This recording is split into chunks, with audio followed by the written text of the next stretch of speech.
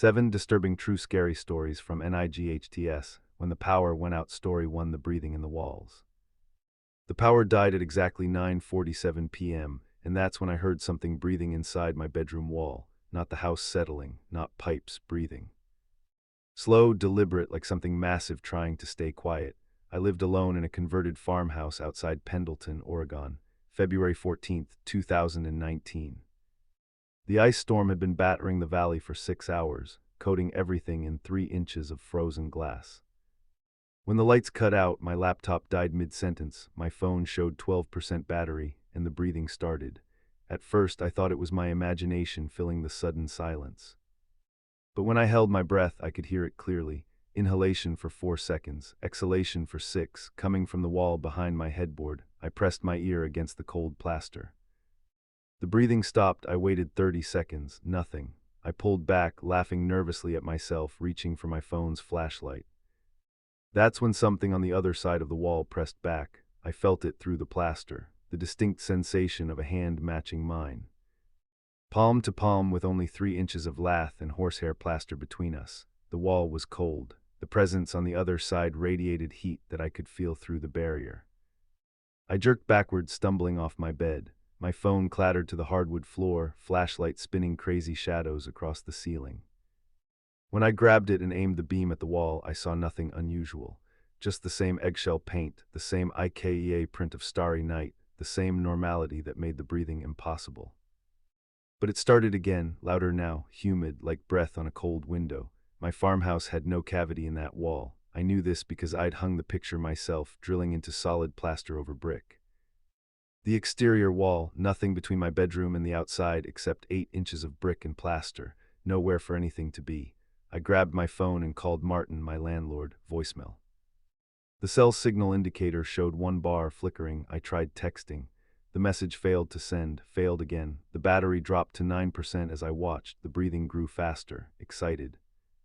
I needed to see the other side. I pulled on boots, grabbed my phone and a maglite from the kitchen drawer and stepped outside into the ice storm. The cold hit me like a physical blow. -8 degrees. The wind drove frozen pellets into my face hard enough to sting. I could barely see 10 feet through the darkness and precipitation. I trudged around the house's perimeter, maglite beam cutting through the storm. When I reached the exterior of my bedroom wall, I found nothing.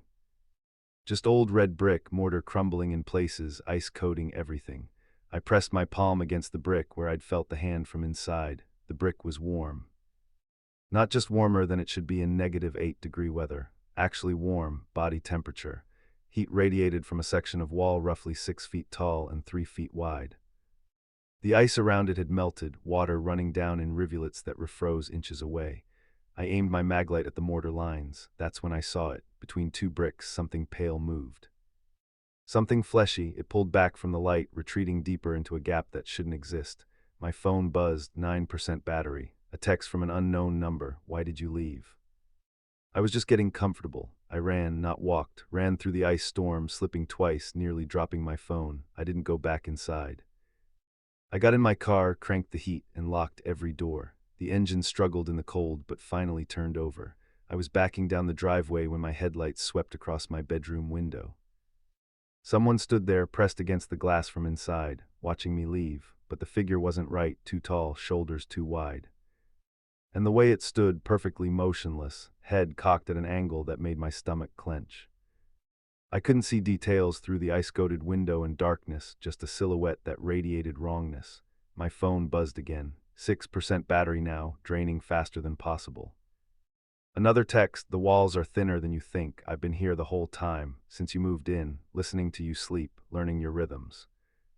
Tonight was the first time I felt brave enough to reach back. I floored it. The car fishtailed on the ice, but I didn't slow down until I reached the main road 3 miles away. I drove to a 24-hour diner in Pendleton, my hands shaking so badly I could barely hold the coffee the waitress poured. The power came back on at 6:30 the next morning. I returned to the farmhouse with Martin and 2 police officers. We searched every room, every closet. The officers checked the attic, the crawl space, the basement. Nothing, no signs of forced entry. No footprints in the snow except my own frantic path from the night before. The bedroom wall looked normal. I showed them where I'd felt the hand, where the breathing came from. Martin knocked along the wall, solid, no hollow spaces. The officers were polite but clearly thought I'd panicked during a blackout. We went outside to check the exterior wall. The brick was cold now, normal temperature, no melted ice, no gaps in the mortar. When I insisted there had been, Martin pointed out that ice storms play tricks, that shadows and fear can make us see things. But I know what I felt, what I heard. I moved out that week. Broke my lease, Martin kept my deposit, said I was being irrational, that the place had been fine for 70 years. He found new tenants by March, a young couple from Portland. They lasted 5 weeks. I got a Facebook message from the wife in late April. She asked if I'd experienced anything unusual in the house. Specifically, she wanted to know if I'd ever heard breathing. In the walls, at night, when the power was out, I never responded. Some questions are better left unanswered. But I did drive past the farmhouse last October. There's a for sale sign out front now, has been for months. Martin dropped the price twice. I looked up the property records.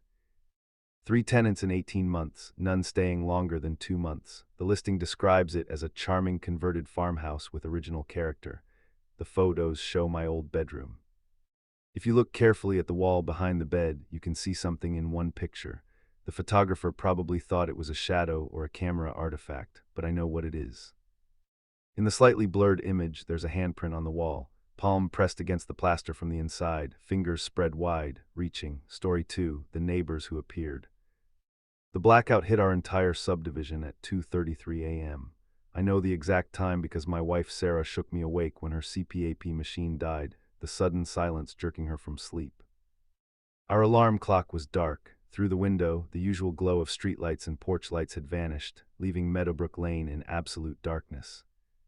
We lived in a cookie-cutter subdivision outside Columbus, Ohio. 87 identical houses arranged in neat cul-de-sacs. We'd been there 8 months. June 9, 2021. We knew most of our neighbors, block parties every summer, a community Facebook group with 300 members who debated trash pickup schedules and lost cats. Sarah went back to sleep after I confirmed it was just a power outage. I stood at our bedroom window, looking out at the dark street. That's when I noticed the house across the street had lights on. Number 42, the Hendersons' place. Every window blazed with warm yellow light while the rest of the neighborhood sat in darkness. I found that odd but not alarming. Maybe they had a generator. Though I'd never seen one and our HOA had rules about those things, I was about to return to bed when I saw movement. The Hendersons' front door opened. A figure stepped out onto the porch. Then another and another. 7 people emerged from that house, all wearing dark clothing. They stood on the porch in a line, perfectly still, facing the street, facing my house. I stepped back from the window instinctively. My heart rate kicked up for no reason I could articulate. They were just standing there. But something about their stillness, their synchronization, felt profoundly wrong. Like watching mannequins pretend to be human. I grabbed my phone. 4% battery because I'd forgotten to charge it. I opened the neighborhood Facebook group and typed, "Anyone else see lights on at 42 Meadowbrook?" I hit post, but the message failed. No signal. The cellular network must have been affected by whatever knocked out the power. When I looked out the window again, the 7 figures were walking down the Hendersons' driveway. Moving in unison, same pace, same stride length, they reached the sidewalk and turned left, heading deeper into the subdivision. That's when I saw more lights. House after house previously dark began glowing. Number 38, number 46, number 51, all houses I knew, the Kowalskis, the Bradfords, the Chen family. Lights blazing in every window while the rest of the neighborhood remained black, and from each house figures emerged, 7 from each home, always 7, all dressed in dark clothes. All moving with that same mechanical precision. Within 5 minutes, I counted 19 houses lit up, 133 figures walking through my subdivision. They moved in groups, converging on the main road that led to the community center. I ran downstairs, my phone's dying flashlight barely cutting the darkness. I needed to see this up close to confirm I wasn't having some kind of episode. I unlocked the front door as quietly as possible and stepped onto my porch. The June night was warm, humid. The air smelled like cut grass and distant rain. Normal, but the silence was absolute. No cicadas, no distant traffic, just the soft sound of footsteps as over 100 people walked past my house. I recognized faces in the dim glow of their house's lights. Tom Henderson, Julie Kowalski, Marcus Bradford, people I'd shared beers with at cookouts, but their expressions were blank, eyes forward. Not talking, not acknowledging each other, just walking with mechanical purpose towards some destination I couldn't see. "Tom," I called out. "Tom, what's going on?" Tom Henderson walked past my driveway, 10 feet away. He didn't turn, didn't react. His eyes stared straight ahead, and in the faint light I could see they were wrong. The pupils were too dilated, too large, like he was drugged or hypnotized or something I didn't have words for. My phone died completely. The screen went black mid-thought, leaving me with just my eyes and the awful understanding that something very bad was happening. I should have woken Sarah.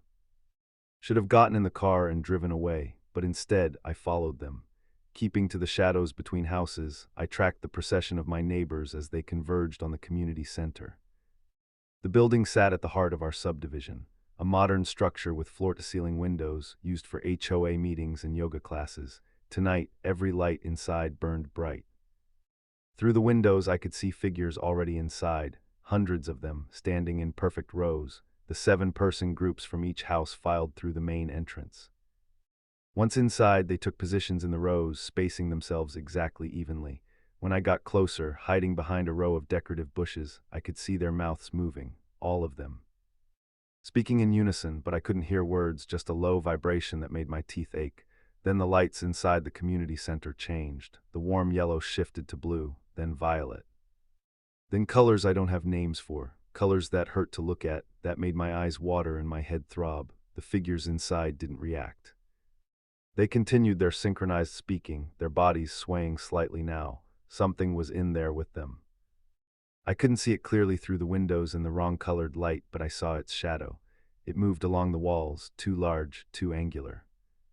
Geometry that didn't fit properly in three-dimensional space. My nose started bleeding. Warm blood ran over my lip, and when I wiped it away, my hand came back black in the strange light, not red. Black, I ran then, sprinting back through the dark subdivision, my lungs burning. I burst through my front door and locked it, throwing the deadbolt and chain. I grabbed Sarah, shook her awake despite her protests. "We need to leave now, don't ask questions." Something in my voice convinced her. We dressed in 30 seconds, grabbed keys and wallets, and got in the car. I backed out of the driveway with the headlights off, not wanting to draw attention. The community center still glowed with impossible colors half a mile behind us. We drove to a hotel near the airport, paid cash, sat in the room with the lights on until sunrise. The power came back on in Meadowbrook subdivision at 6:15 a.m. We learned this from the news, which reported a transformer failure affecting 300 homes. Routine, fixed quickly. No injuries reported. We returned at noon with a moving truck we'd rented. We packed everything in 4 hours. Neighbors came out to ask where we were going, why the rush. Tom Henderson, Julie Kowalski, Marcus Bradford, all smiling, all normal, all completely unaware of what had happened in the night. "You guys okay?" Tom asked. "You look like you saw a ghost." I looked into his eyes. Normal pupils, normal expression. No memory of standing on his porch with 6 others. No memory of walking to the community center. When I asked him about the lights staying on at his house during the blackout, he looked confused. "Our power was out like everyone else's," he said. "Woke up at 6 when the AC kicked back on. We left, never went back. Sarah thinks I had some kind of panic attack, that the stress of the new house and job triggered something. She doesn't remember me waking her, doesn't remember the drive to the hotel. Her memory starts the next morning, with me insisting we move immediately, but I have proof. One photo on my phone, taken before the battery died. I'd snapped it without thinking when I first saw the figures on the Hendersons' porch. The image is dark, blurry, but you can see them. 7 figures standing in a line, and if you zoom in you can see their eyes, all of them. Pupils so dilated they look solid black, reflecting something behind me. Something tall and angular that shouldn't have been there, something that was standing on my own porch while I photographed them. Story 3, the sound from the basement. The power failed during the worst possible moment while I was mid-sentence on a conference call with Tokyo. My laptop died, the router's lights went dark, and my home office plunged into darkness. March 23, 2022, 8:41 p.m. I remember cursing, fumbling for my phone, seeing the confused faces of my Japanese colleagues freeze on the screen before the call dropped. I lived in a narrow Victorian row house in Baltimore's Bolton Hill neighborhood, 3 stories plus a basement I never used. The basement door stayed locked. I'd been living there 18 months and had gone down there exactly once during the initial walkthrough. damp stone walls, dirt floor in places, the smell of earth and rot. I stored nothing down there. When the power died, I heard the basement door unlock, not open, unlock, the distinct click of the bolt retracting. My office was directly above the kitchen, and in the sudden silence after the electronics died, I heard that sound clearly through the old floorboards. I sat very still. The house settled around me, wood contracting in the cooling air, nothing else. Maybe I'd imagined it. Old houses make sounds, rational explanation. Then I heard footsteps on the basement stairs. Coming up, my mouth went dry. I wasn't a fearful person. 6'2", former college linebacker, not prone to panic, but those footsteps triggered something primal. They were too slow. Too deliberate, each step taking 3 full seconds. The rhythm was wrong.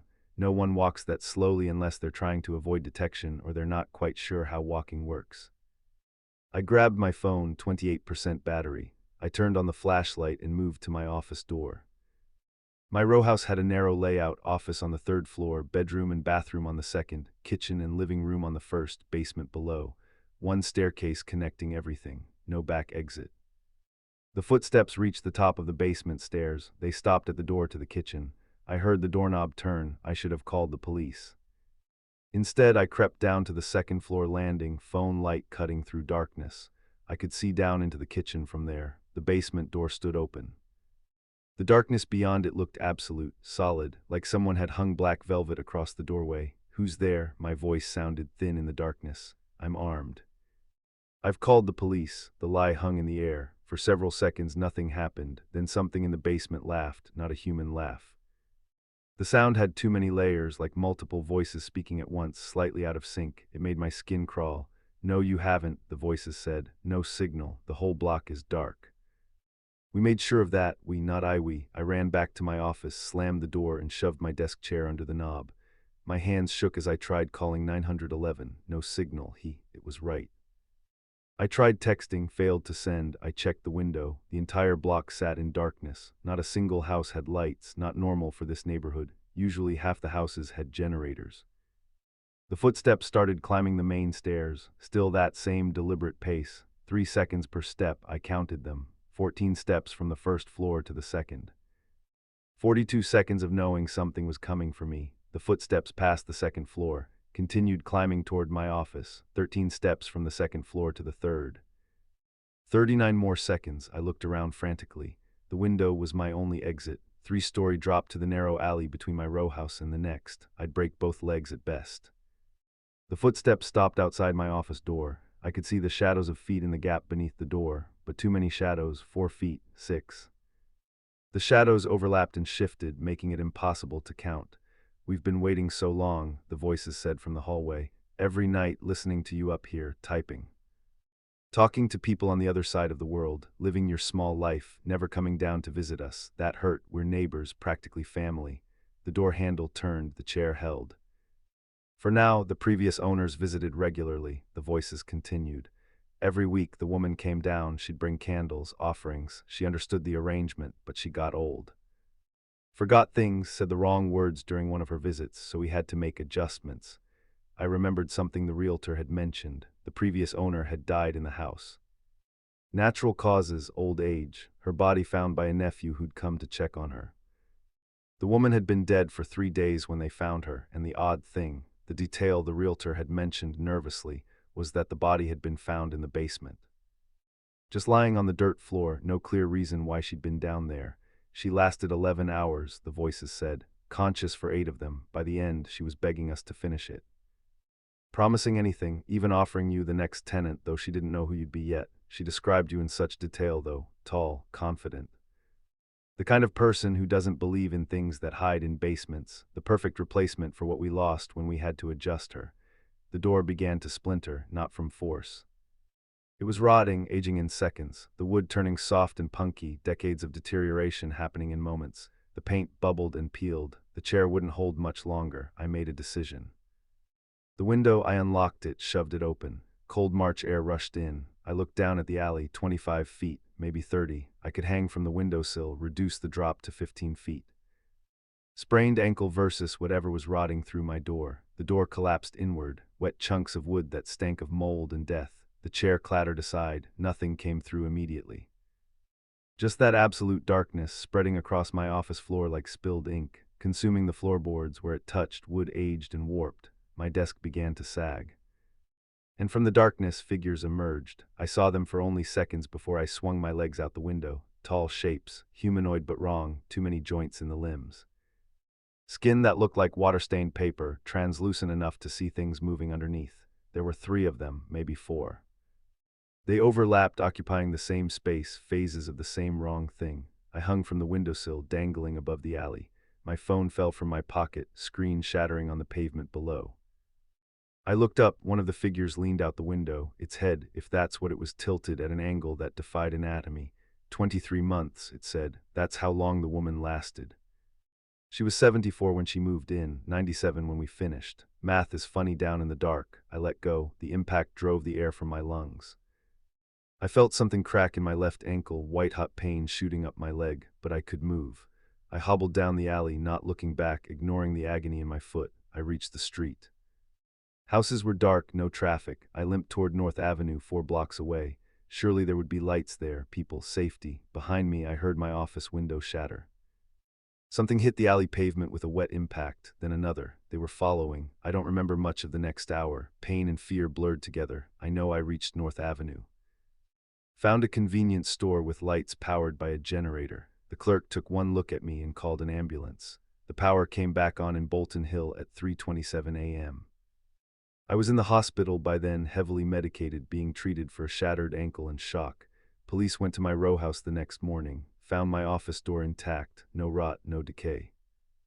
The window was closed and locked from the inside, no broken glass in the alley. My phone was on my desk, fully charged, with no record of the call with Tokyo ever happening. The detective suggested I'd had some kind of episode, carbon monoxide poisoning maybe, caused hallucinations, made me jump from a window. They found nothing in the air quality tests, but that became the official explanation. I never went back inside that house. My employer helped me break the lease. I lost my security deposit and 2 months' rent, but I didn't care. The row house was sold 6 months later. The new owner is a graduate student at Johns Hopkins. I looked him up on Facebook. His post stopped 3 weeks ago. The last one was a question. Does anyone know why my basement door keeps unlocking? I wanted to warn him. Typed out a message 3 times, but what would I say? What could I say that wouldn't make me sound insane? In the end, I blocked him. I couldn't watch what was going to happen. Last week, I got a friend request from his account. The profile picture had changed. It's a photo taken in a basement, stone walls, dirt floor. He's standing in the center with 2 others. All 3 of them are smiling, but their eyes are wrong. Pupils too large, and behind them in the darkness there are more figures, tall and angular and overlapping. The friend request is still pending. I haven't declined it. I'm afraid of what might happen if I do. Sometimes late at night I hear footsteps outside my new apartment, slow, deliberate, 3 seconds per step. I never answer the door anymore.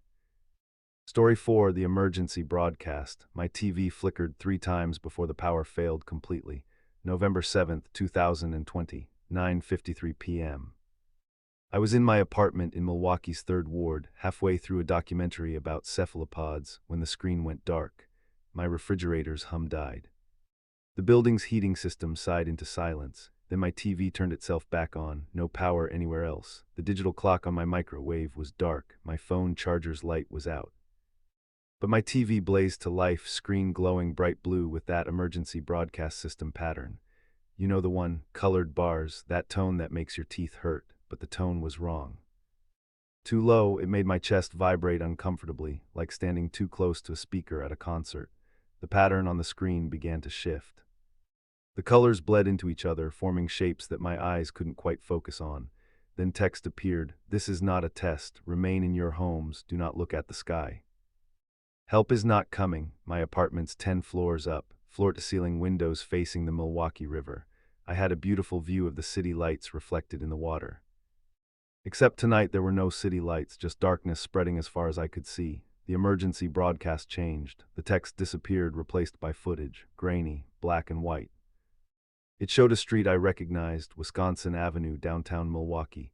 The timestamp in the corner read 21:47, 6 minutes ago. The street was empty. Cars sat abandoned mid-traffic. Drivers' doors hung open, then something moved across the screen. It came from above, entering the frame from the top. I only saw part of it, something long and segmented, like an insect's leg, but the size of a city bus. It touched down on Wisconsin Avenue, and where it made contact, the pavement cracked and aged. Decades of weathering happening in seconds. The broadcast cut to another camera, another street, same timestamp, more of those legs. I counted 6 before the feed became interference. When the image cleared, the legs were attached to something. The camera angle was wrong, pointed too far up, as if the cameraman had tilted it to capture something massive overhead. I saw a body. Chitinous plates overlapping, sections that folded in geometries that hurt to perceive. The thing was so large that the camera couldn't capture all of it, just pieces. Fragments of something that shouldn't be. My TV died, went completely black. The sudden darkness made my eyes ache, after images of that thing floating in my vision. Then I heard it, outside. The sound of something massive moving through the city, not footsteps exactly, more like buildings groaning under pressure, glass shattering blocks away, metal shrieking as it bent and tore. I should have stayed away from the windows. The broadcast had said not to look at the sky, but I'm human. Telling us not to look is the fastest way to make us look. I approached my floor-to-ceiling windows. The city was dark, but not completely. Fires burned in several locations, and there was another light source. Something that glowed with a phosphorescent purple, casting everything in diseased-looking illumination. The light was coming from above. I pressed my face against the glass and looked up. Have you ever seen something so big that your brain refuses to process it correctly? So massive that you can only comprehend it in pieces, never the whole. That's what I saw. Something straddling the city, legs, and I counted at least 12 now, planted in different neighborhoods. The body suspended hundreds of feet above the buildings, too large, impossibly large. And it was looking down. I don't know how I knew it was looking. I couldn't see eyes, just plates of exoskeleton and joints and segments, but I felt its attention like weight. Like standing in deep water with pressure building in your ears. My TV turned back on, more footage but different now. Cameras inside buildings, hotels, apartment complexes. I saw people in their rooms, hundreds of different feeds arranged in a grid, and in every feed people were changing. It started with their skin, it became translucent, then transparent. I could see their bones, their organs, things moving inside them that weren't organs, things that looked like the segmented legs I'd seen outside but smaller, growing inside people. Replacing internal structures with alien architecture. The people in the footage didn't scream. That was the worst part. They just stood there, watching it happen to themselves. Watching through their own increasingly transparent flesh as they became something else. One of the feeds showed an apartment I recognized. Same layout as mine, same furniture placement. Third Ward building, a woman stood in frame, blonde hair, blue pajamas. She was looking at her hands as they transformed. It was me. I looked down at my hands, normal, solid, opaque. But on the screen, I was changing. I could see the bones in my TV self's hands, see something weaving between the metacarpals. Something that pulsed with that same purple phosphorescence I'd seen outside. I smashed the TV, grabbed a lamp and swung it into the screen. The tube exploded in a shower of glass and sparks. The building still had no power, but the TV had been running anyway. On what? Drawing energy from where? The sound outside grew louder, not closer, just more, like the thing was doing something. Building up to something, the entire building shook. My windows rattled in their frames. My phone rang, not buzzed, rang, with a full ringtone, despite having no charge. The battery had been at 2% when the power failed. Now the screen showed 18% and climbing, 20%, 24%. The caller ID said outside. I answered before my rational mind could stop me. Breathing, not quite breathing, spiracles opening and closing, air moving through passages that weren't lungs. And behind that, a voice, not words, concepts pushed directly into my brain, images, understanding without language. I learned things, terrible things, about cycles. About how this had happened before, how it would happen again, how we were the caterpillars and this was the cocoon and something else would emerge, how the broadcast had been a courtesy. A warning from something that didn't owe us warnings, how it had already started, hours ago, how the first people had changed at sunset. How it was spreading person by person, building by building, city by city. How by morning Milwaukee would be empty of humans and full of something new, how I was already changing. Had been since the moment I looked up at the sky. I hung up, dropped the phone, looked down at my hands again, still normal, still solid. I ran to the bathroom, turned on my phone's flashlight, 37% now, climbing, and looked at myself in the mirror. My eyes were wrong, the pupils were too large.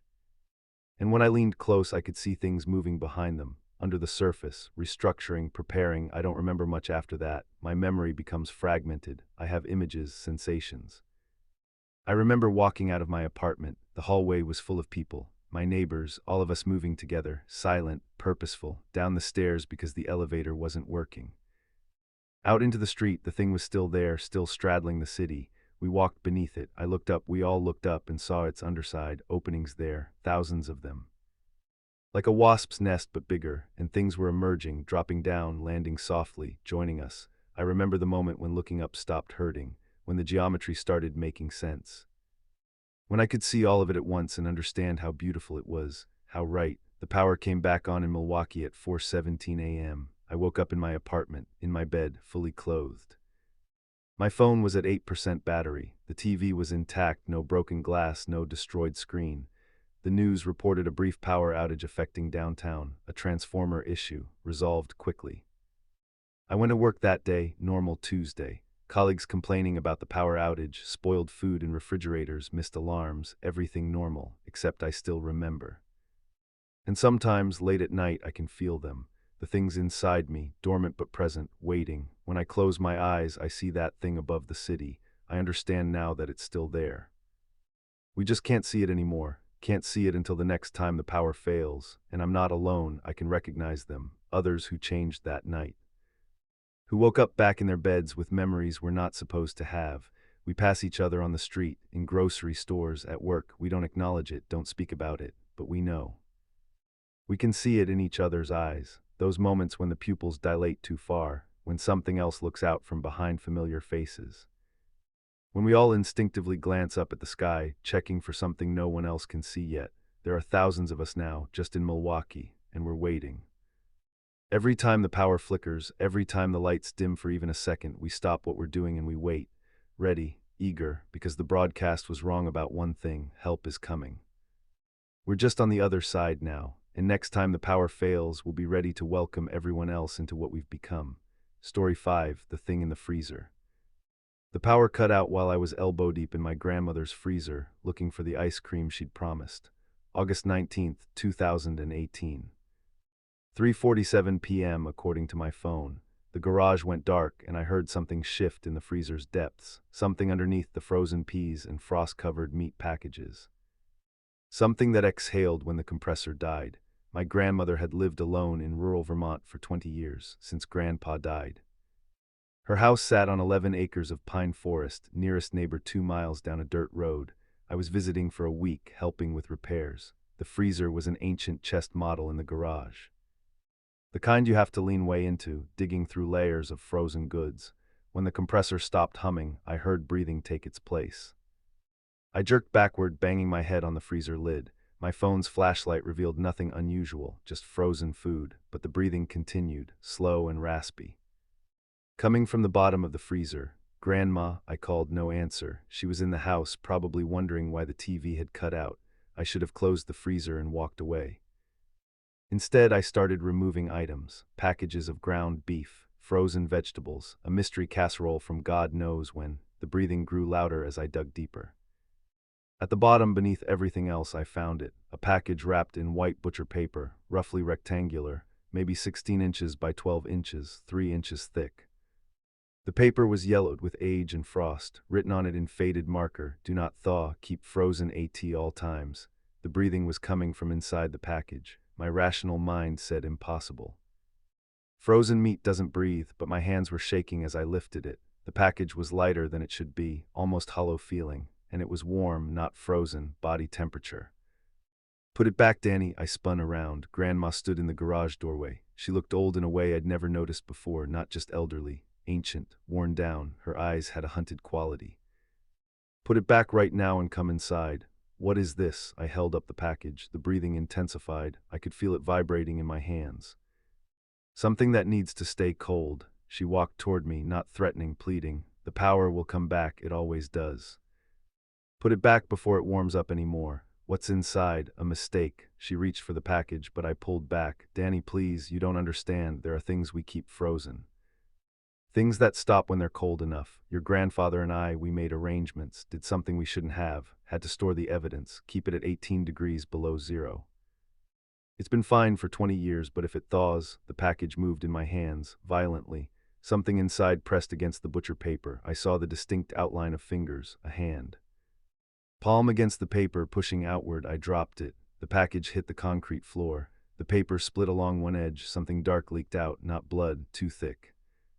Viscous like syrup, but black as tar. It spread across the concrete, and where it touched, the floor aged. Cracks spiderwebbed through the new concrete, decades of weathering in seconds. No, no, no, no. Grandma grabbed a snow shovel from the wall. She scooped up the package and threw it back into the freezer, slamming the lid. How long has the power been out? 2 minutes. Maybe 3, we have 15 minutes before it thaws completely, 20 if we're lucky. She was moving fast now, despite her age. She grabbed my arm with surprising strength. Get in the house. Lock the doors, don't come out until I tell you. Grandma, what the hell is that? Your grandfather's brother, she said it matter-of-factly, like telling me the weather. Carl. He disappeared in 1998. Everyone thought he ran off, but he came here, begging for help, saying he'd done something, made a deal, and now something was coming for him. He had 3 days before it caught up. We tried to help, but the thing that came, she trailed off, staring at the freezer. It wasn't from here, didn't follow our rules, it caught Carl. Did things to him, changed him, but it didn't kill him, left him, active, aware. We couldn't kill him either, tried, he just kept moving, kept changing, getting worse. Your grandfather figured out that cold slowed him down. At 0 degrees, he barely moved. At 18 below, he stopped completely, so we've kept him frozen. For 20 years, the garage lights flickered, came back on. The freezer compressor kicked in with a rattle. Grandma's shoulders sagged with relief. Close call, she muttered. Too close, but I was looking at the black substance on the floor. It hadn't evaporated or dried. It was moving, spreading in thin tendrils across the concrete, seeking, searching for something. Grandma, that stuff on the floor. She looked down, her face went white. Get the salt under the sink, industrial rock salt, now. I ran into the house, found the salt, ran back. Grandma was stomping on the black tendrils with her boots, but they reformed faster than she could crush them. I poured salt in a circle around the puddle. Where the salt touched, the substance recoiled, pulling back, but it was already too late. One tendril had reached the freezer. It slid under the rubber seal at the bottom. We heard something inside respond, a sound like grinding bones, like joints that hadn't moved in decades forcing themselves into motion. The freezer lid bulged upward, something inside was pushing. Hard, we need to run, Grandma said quietly. Right now, get in your car and drive, don't stop until you're 50 miles away, don't come back, don't call. Just go, I'm not leaving you. Danny, please. The freezer lid exploded outward, not opened, exploded, metal shrieking as it tore. The lid flew 15 feet and embedded itself in the garage wall. And from the freezer something emerged. I can't describe it properly. My brain won't let me hold on to the details. I remember pieces, arms, too many of them, joints bending in wrong directions. The body was humanoid but elongated, stretched like taffy. The skin looked frozen, covered in ice crystals, but underneath things moved, the black substance flowing through translucent flesh. The face was Uncle Carl's. I'd seen photos, but it was wrong, eyes too far apart, mouth too wide, and the expression not pain, not anger, worse, curiosity. Like a scientist examining interesting specimens. Margaret, it said, the voice came from everywhere, not from the mouth. 20 years, did you think I wasn't aware? That the cold made me unconscious. I've been awake the entire time, thinking, planning, becoming something better than what I was. Grandma put herself between me and the thing. Run, Danny, no, the thing moved, impossibly fast. One moment it was climbing from the freezer. The next it was inches from my face. I could smell ozone and rot. I want to meet my nephew. Margaret talks in her sleep. Did you know that? For 20 years I've listened to her talk about you, about how proud she is, how you're going to college, how you're smart. Special, one of its hands, Christ, the fingers were too long, touched my cheek. The skin was ice cold but left burns like frostbite in reverse. You have his eyes, my brother's eyes. Before he helped trap me, before Margaret convinced him to keep me frozen like a TV dinner, its face leaned closer. The mouth opened wider than anatomy allowed. Do you want to know what it's like? Being frozen but aware, unable to move but conscious. 20 years of thinking. I've had so many ideas, Danny, so many plans. And now the power's back on, but I'm already thawed. Grandma hit it with the snow shovel. The blade passed through its midsection like the thing was made of smoke. It turned to look at her, expression almost amused. "That's rude, Margaret." It touched her, just a tap on the shoulder. Grandma collapsed, not dead. I could see her breathing. But her skin had turned pale, blue at the extremities. She was freezing from the inside out. "I'm going to make her comfortable," the thing said. "Put her in the freezer. Let her experience what she put me through. Fair is fair, but you, Danny, I have different plans for you." I ran, crashed through the garage door into afternoon sunlight. My car was parked in the driveway, 20 feet. I could make it. I had the keys in my pocket, something wrapped around my ankle. I fell hard, looked back. The thing hadn't moved from the garage. But it had extended, one arm stretched 50 feet, impossibly thin, wrapped around my leg. It was reeling me in. I kicked, screamed, clawed at the driveway gravel. The arm kept pulling, dragging me back toward the garage, toward Grandma's frozen body and the thing wearing Uncle Carl's face. "Don't fight," it said. "This will be easier if you don't fight. I'm not going to kill you, I'm going to change you, make you better, make you like me. Then we can change others together. Start with your parents, your friends. Make this a family affair." My fingers found something in the gravel, a rock, softball-sized. I twisted and threw it as hard as I could. The rock hit the thing square in the face. Its head snapped back with a crack. The arm released me, for just a second, but a second was enough. I scrambled up, got in my car, and floored it. Gravel sprayed. I looked in the rearview mirror once. The thing stood in the driveway, watching. It raised one too long arm in a wave. I drove for 3 hours, finally stopped at a police station in Burlington. Told them my grandmother needed help, gave them the address, insisted they send officers immediately. They found her in the freezer, hypothermic but alive. They saved her. She spent 2 weeks in the hospital, but she doesn't remember. The doctors said the hypothermia caused memory loss, temporary. But it's been 5 years and she still doesn't remember anything about that day, doesn't remember Uncle Carl, doesn't remember what was in the freezer.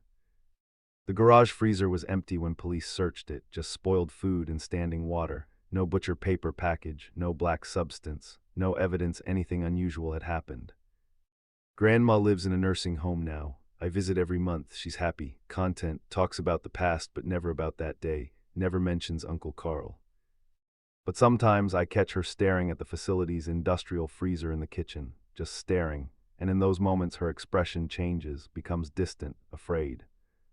Last month the nursing home had a power outage, just a momentary flicker, but I saw Grandma's face when it happened, the terror, the recognition. She grabbed my arm with both hands.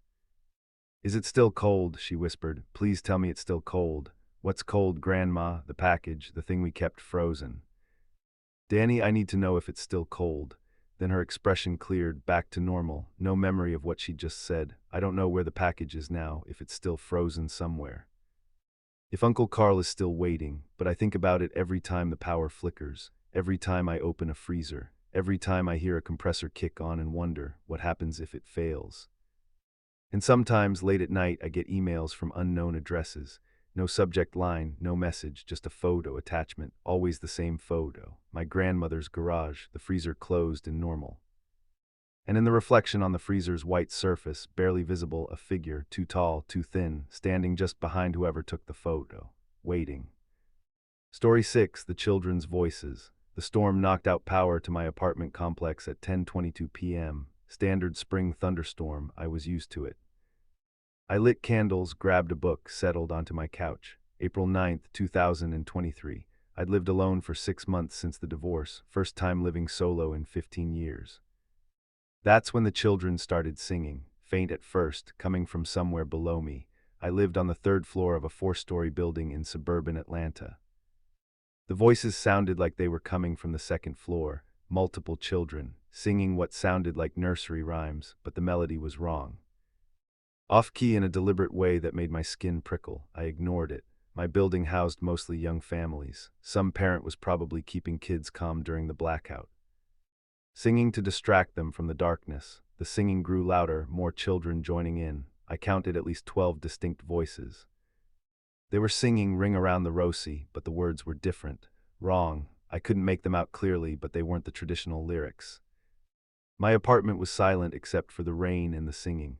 I checked my phone, 47% battery, no signal. The cellular network must have been affected by the storm.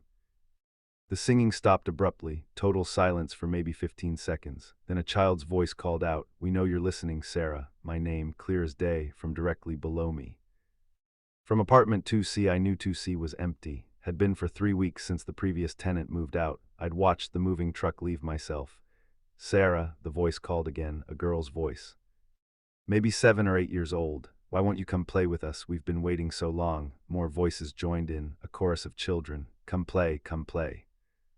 Come down to where it's dark. I was breathing too fast. This was wrong. A prank. How? The apartment was empty. I'd seen maintenance doing repairs last week. Painting, new carpet, no furniture. No people. We know you're alone up there, a boy's voice said. We know you're scared, but you don't have to be. It's nicer in the dark. Everything's different when you can't see. I went to my door. Looked through the peephole. The hallway was dark, but my phone's flashlight should illuminate enough to see. I cracked the door open, aimed the flashlight down the hall. Empty, normal.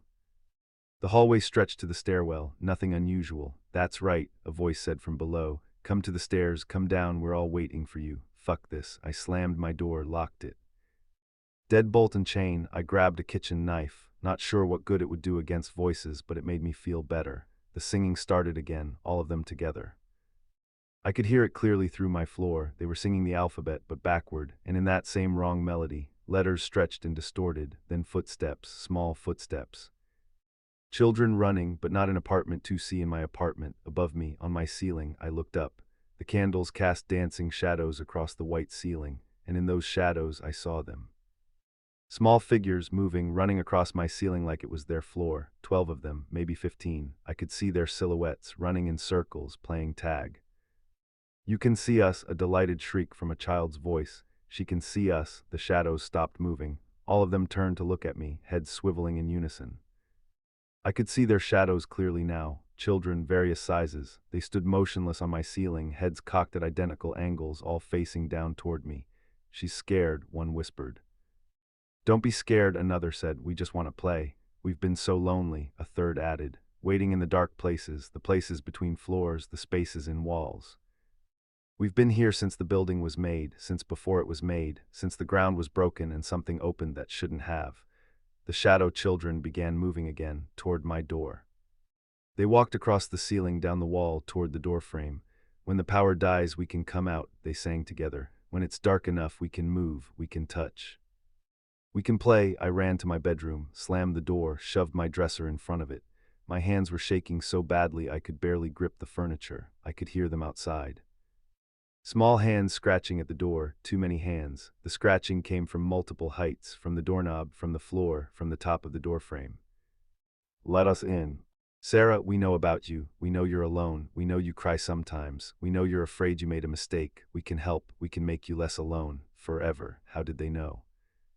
How could they know about the divorce, about the nights I spent crying, about the doubts? My phone rang. I jumped so hard I nearly dropped it. The caller ID showed a local number I didn't recognize. Against every instinct I answered, breathing, multiple children breathing in sync. Then, we're not outside your door anymore, Sarah. I looked at the bedroom door. The scratching had stopped.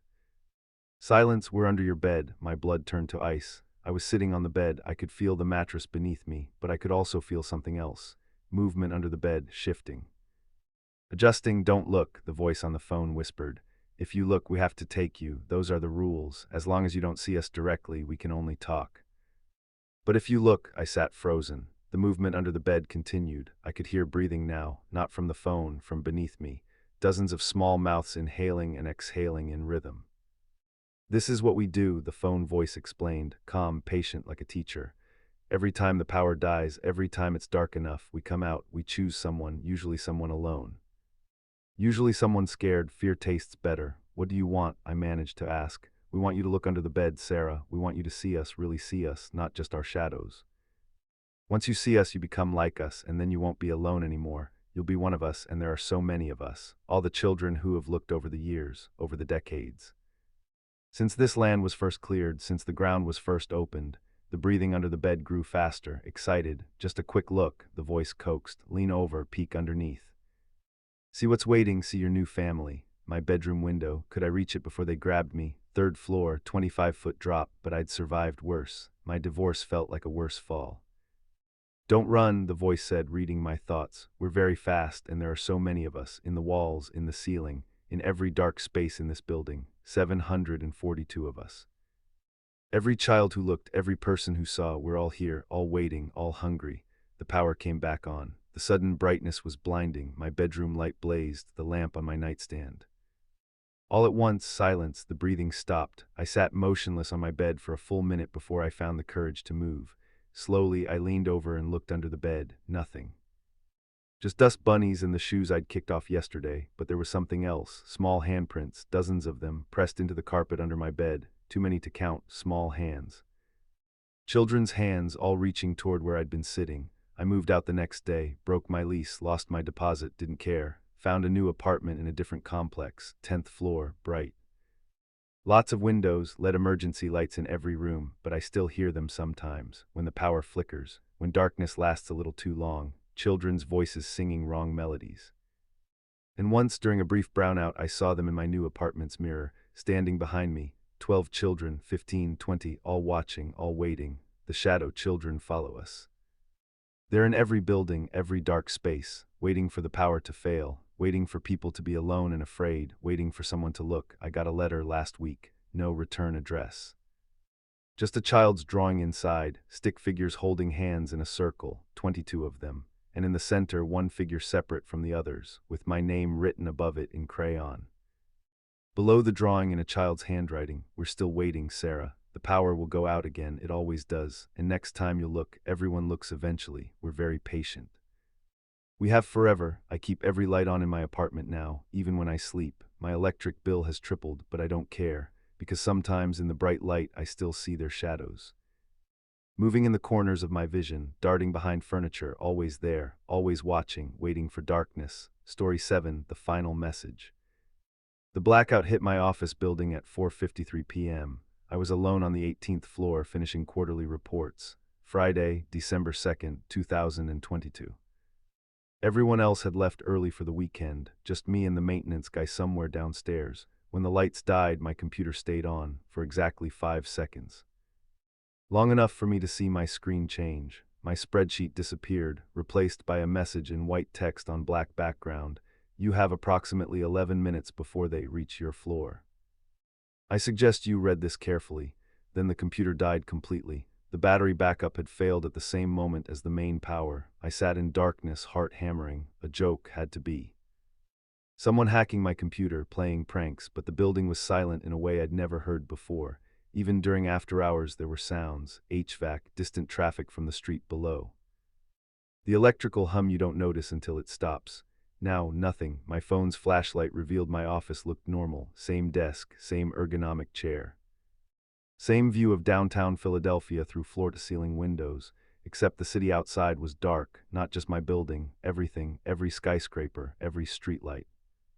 Darkness extending as far as I could see. My phone showed no signal, no Wi-Fi. I tried calling, nothing. The battery read 68%, but as I watched, it dropped to 67, 66.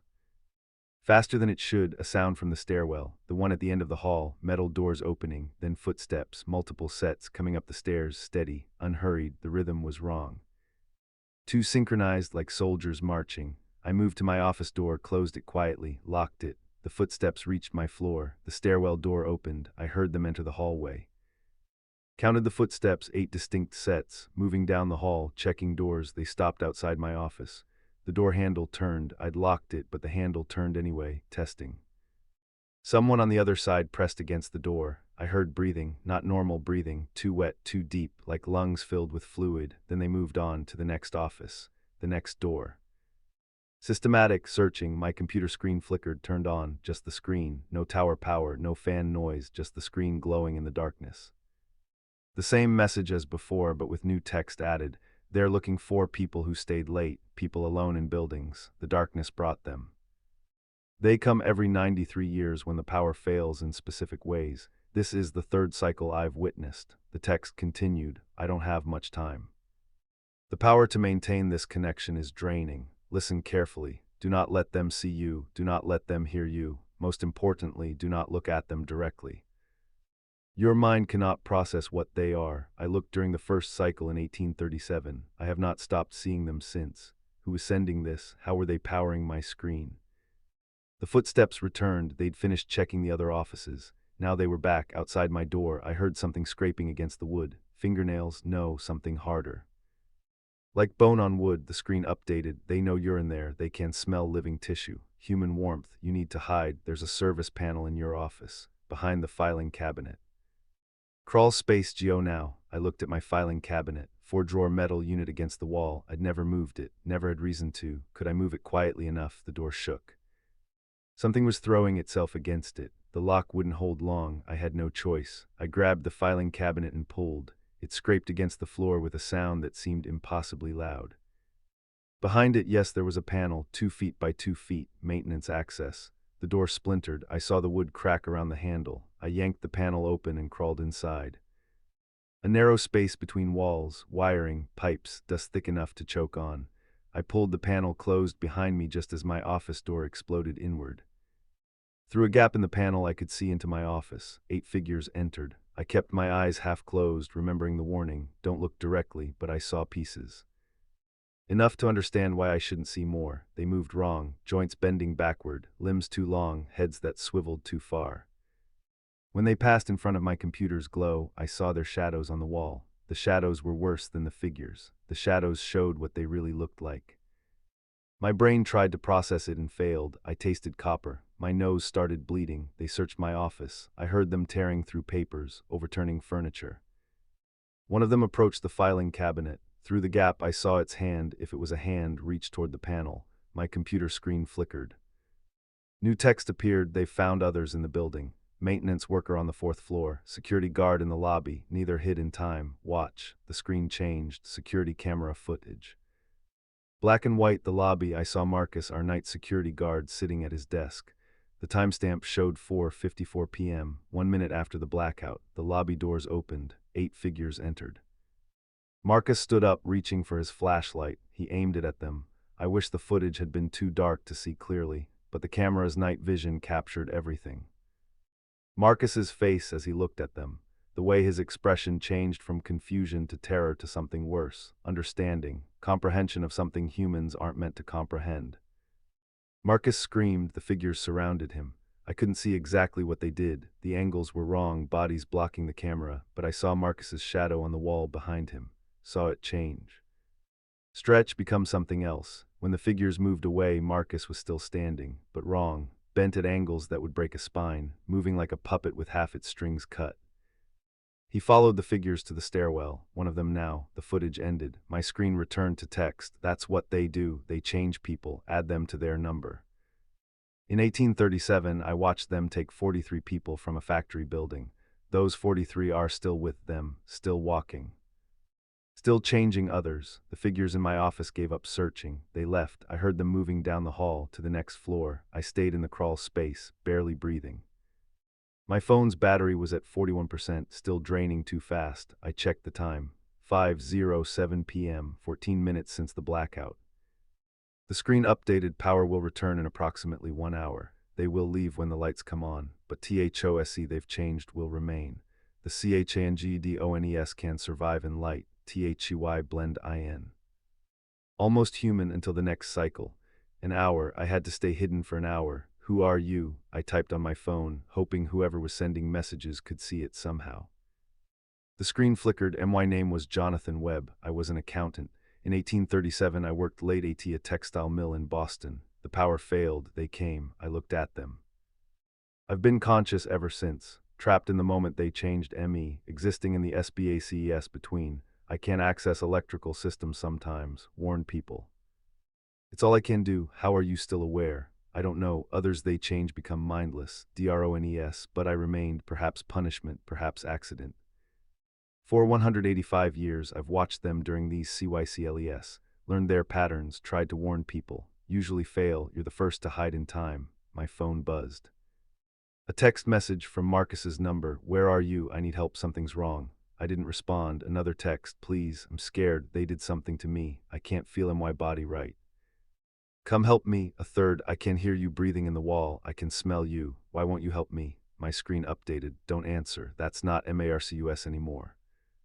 That's what's wearing MARCUS. I turned my phone face down, closed my eyes, tried to control my breathing. In the darkness, I could hear them moving through the building, searching, floor by floor. Finding others I didn't know were here. An hour. Stay quiet for an hour. Time became strange in that crawl space. Minutes felt like hours, my legs cramped. The dust made my throat raw, but I didn't dare cough. I heard them pass by twice more. Once, something scraped along the service panel inches from my face. My phone died at 5:42 p.m. Just shut off despite showing 30% battery moments before. I was in complete darkness, no light source, nothing but sound and the smell of old dust and my own fear. Then at 5:53 p.m., I know because I could see my watch's glow-in-the-dark hands, the power returned. The sudden hum of electricity through the walls, lights coming on in the office beyond. The HVAC system kicking in. I waited 15 minutes, 20. Finally, I pushed the service panel open and crawled out. My office was destroyed, furniture overturned, papers everywhere, but empty. I looked at my computer. The screen was dark, normal. When I pressed the power button, it booted normally. No mysterious messages, just my spreadsheet recovery window. The hallway was empty.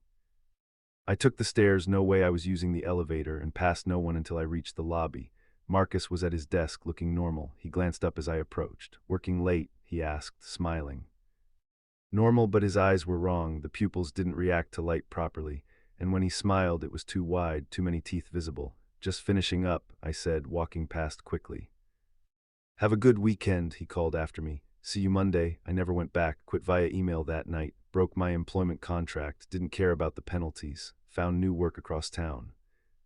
Different building, different company, but I see them now, the changed ones. I can recognize them. The wrong pupils, the too wide smiles, the way they move just slightly off. They're everywhere. In offices, in stores, on streets, dozens of them in Philadelphia alone, maybe hundreds, waiting for the next cycle, the next blackout, and sometimes my computer screen flickers even when it's off. Text appearing briefly, 93 years, next cycle is 2115. December 2nd, warn everyone you can. THOUGH, I suspect no one will listen. They never do. JW, I'm writing this down, dating it, storing it multiple places. Because in 93 years, on December 2nd, 2115, the power will fail in specific ways. And they'll come again, and the people who work late that night, alone in buildings, will need to know to hide, to not look at them directly, to not trust anyone they knew before the darkness fell. I'll be 93 years from now, long dead, but this warning will remain, and maybe someone will listen, maybe someone will hide in time, though I doubt it. We never think it will happen to us, we never think the warnings are real, until the lights go out, and the footsteps start, and there's nowhere left to run.